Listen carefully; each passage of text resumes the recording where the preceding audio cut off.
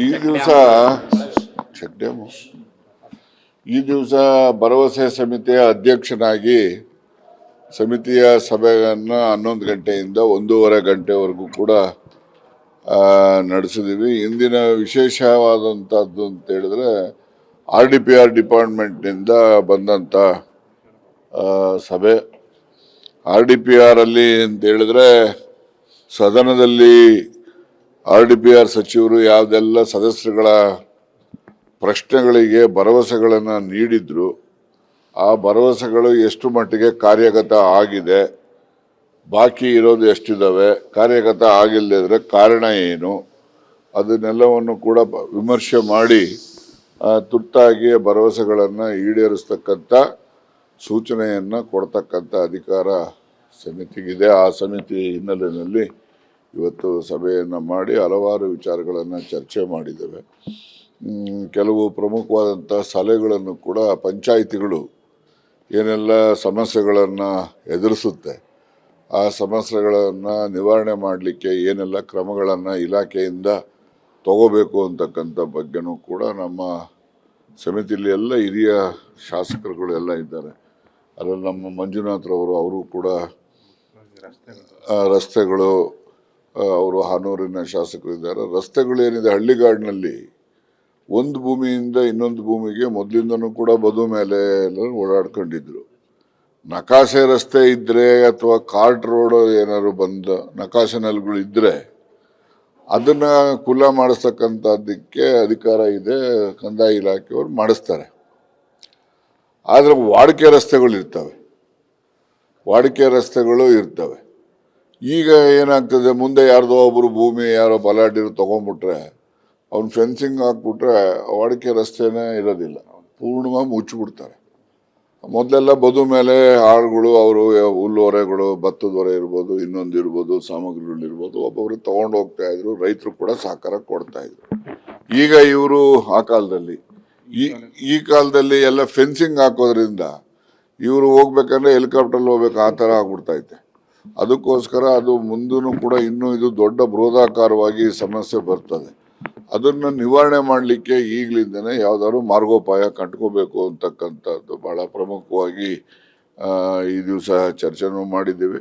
ಅದ್ರ ಜೊತೆಯಲ್ಲಿ ಈ ಆಸ್ತಿ ಇದೆಯಲ್ಲ, ಸಾರ್ವಜನಿಕ ಆಸ್ತಿ ಅಂದರೆ ಹಳ್ಳಿನಲ್ಲಿ ಒಂದು ಸ್ಕೂಲ್ ಕಟ್ಕೋಬೇಕು ಅಂತ ಅಂದರೆ ಊರ್ನವರು ಕಟ್ಕೊಳ್ರಪ್ಪ ಎಷ್ಟನ ಆಗಲಿ ಅಂತ ಹೇಳಿರ್ತಾರೆ. ಇವ್ರು ಕಟ್ಕೊಂಡ್ಬಿಟ್ಟು ಇರ್ತಾರೆ.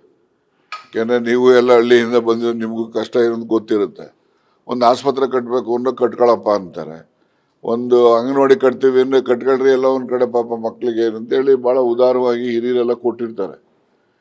ಈಗ ಏನಾಗಿದೆ, ಈಗ ನನ್ನ ಕ್ಷೇತ್ರದಲ್ಲೂ ಕೂಡ ನಮ್ಮ ಜಿಲ್ಲೆನಲ್ಲೂ ಭಾಳಷ್ಟು ನಮ್ಮ ಅನುಭವಕ್ಕೆ ಬಂದಿರತಕ್ಕಂಥದ್ದು ಅಂತ ಹೇಳಿದ್ರೆ, ಹಿಂದೆ ಒಂದು ವೆಟರ್ನರಿ ಆಸ್ಪತ್ರೆ ಬಹಳ 3 ತಲೆಮಾರಿನ ಹಿಂದೆ ಕಟ್ಟಿದ್ದಾರೆ.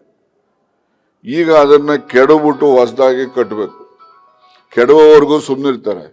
ಕೆಡವಿದ ಮೇಲೆ ಅಲ್ಲಿ ಹೋಗ್ತಿದ್ದಂಗೆ ಕಟ್ಟಲಿಕ್ಕೆ ಇಲ್ಲ ರೀ, ನಮ್ಮ ತಾತ ಕೊಟ್ಟವನ್ನ ಅಷ್ಟೇ ಕಂಡ್ರಿ, ನಾವು ಕೊಡಲ್ಲ ಹೋಗ್ರಿ, ಇದು ನಮ್ಮದೇ ಇದು ಅಂತ. ಈ ರೀತಿ ತೊಂದರೆಗಳು ಆಗ್ತವೆ. ಅದಕ್ಕೋಸ್ಕರ ಈ ಥರದ ತೊಂದರೆಗಳನ್ನು ಮುಂದೆ ಅನುಭವಿಸಬಾರ್ದು ಅಂತೇಳಿ ಈಗ ಗ್ರಾಮ ಪಂಚಾಯತಿ ಕಚೇರಿಗಳಿದ್ದಾವೆ, ಎಲ್ಲೋ ಕಟ್ಕೊಂಡಿದ್ದಾರೆ. ಅದರದ್ದೇ ದಾಖಲೆ ಆ ಪಂಚಾಯತಿಲಿ ಮಾಡಿಕೊಂಡಿಲ್ಲ, ಅವರು ಖಾತೆನೇ ಮಾಡ್ಕೊಂಡಿರೋದಿಲ್ಲ ಅವರು. ಮತ್ತು ಸ್ಕೂಲ್ಗಳು ಕಟ್ಟಿದ್ದಾವೆ, ಸ್ಕೂಲ್ ರೂಮ್ ಕಟ್ಟಿದ್ದಾರೆ, ಇನ್ನು ದಾನಿಗಳು ಕೊಟ್ಟಿರ್ತಾರೆ. ಈಗ ಅದನ್ನು ಕೂಡ ಪಂಚಾಯತಿಗಾಗಲಿ ಸರ್ಕಾರಕ್ಕಾಗಲಿ ಯಾವುದೇ ಅದ್ರ ಮೇಲೆ ಅಧಿಕಾರ ಇರೋವಂಥ ದಾಖಲೆಗಳು ಆಗಿಲ್ಲ.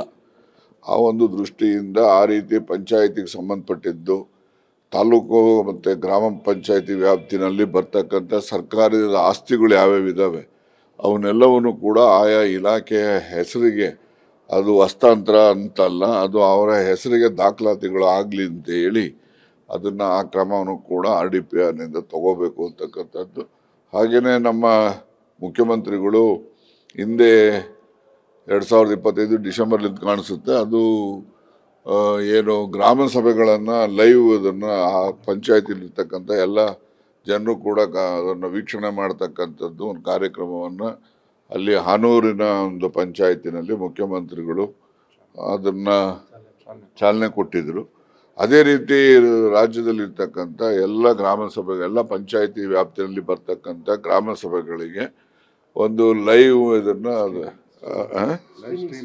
ಲೈವ್ ಸ್ಟ್ರೀಮಿಂಗ್ ಅದನ್ನು ಮಾಡತಕ್ಕಂಥದ್ದಕ್ಕೆ ಸಂಪೂರ್ಣ ಮುಗಿಸ್ಬೇಕು ಅದನ್ನು ಕೂಡ ಅಂತಕ್ಕಂಥ ಚರ್ಚೆಗಳು ಸಲಹೆಗಳು ಮಾಡಿದ್ದೇವೆ ಇವತ್ತು.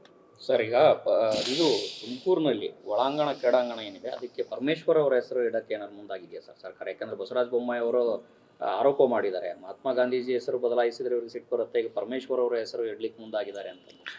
ನಾನು ನೆನ್ನೆ ಬಂದವರು, ನಾನು ಹೋಗಿಲ್ಲ, ಈಗ ಹೋಗ್ತಾ ಇದ್ದೀನಿ. ಈಗ ಅಲ್ಲಿ ಏನು ವಾಸ್ತವಾಂಶ ಏನಿದೆ ಅಂತ ತಿಳಿದು ನಿಮ್ಗೆ ಹೇಳ್ತೇನೆ.